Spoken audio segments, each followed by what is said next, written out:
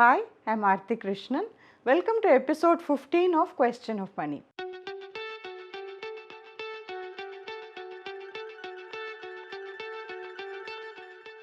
In this episode, we'll talk about how should you make a financial plan.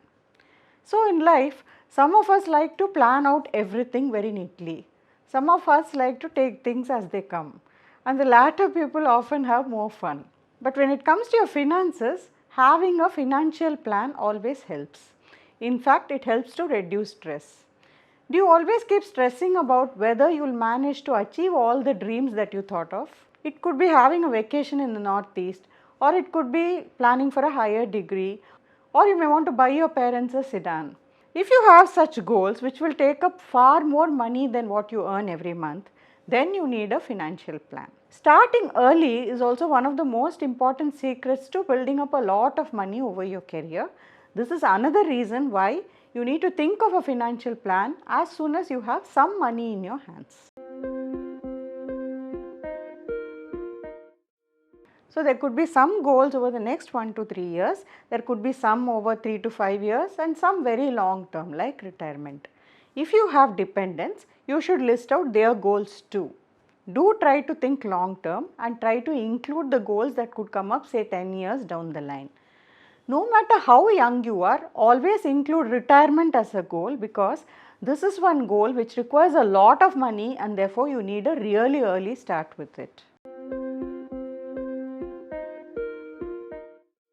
Once you've listed out your goals and time frames, it is important to estimate how much money you will need in order to achieve it. This will seem like a simple thing because today if you want to buy a sedan for your parents, it will cost about 7 lakhs.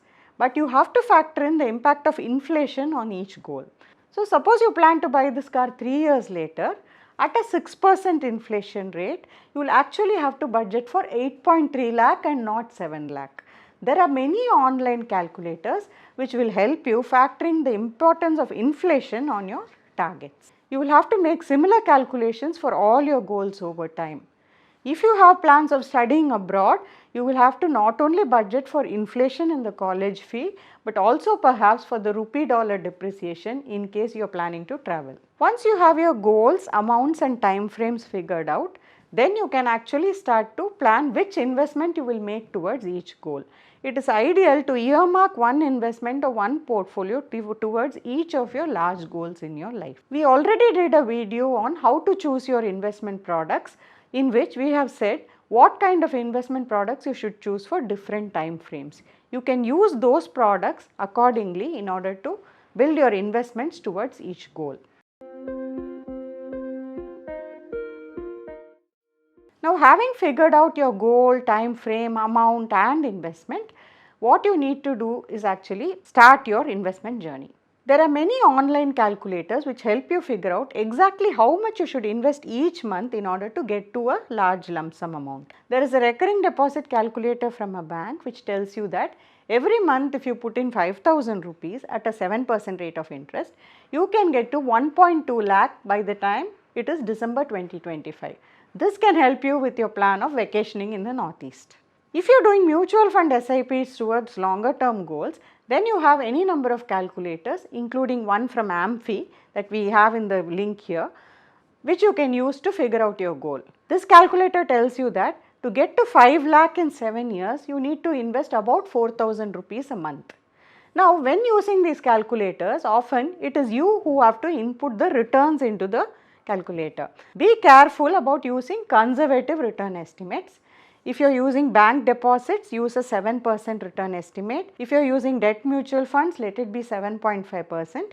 With equity investments, let it be no more than 10 or 11% that you assume as an investment. So what if after doing all these calculations, you find that you need 10,000 rupees each month to get to all your goals, whereas you can save only 5,000 rupees. Now this is quite a common problem, and this will require you to reprioritize your goals. So you will have to decide which of your goals is more important to you and start investing with those. Later you can add on more goals as your income grows or you are able to save more. So what we talked about so far is only a beginner financial plan. As your income grows, as your life situation changes, your financial plan will get more and more complicated. In that case, you may not find time to do it all yourself. You should think of hiring a SEBI registered financial advisor or a certified financial planner to do this job for you. In the next episode of Question of Money, we will be discussing various types of insurance policies. This is an answer to a question from a viewer on whether she should invest in an endowment plan.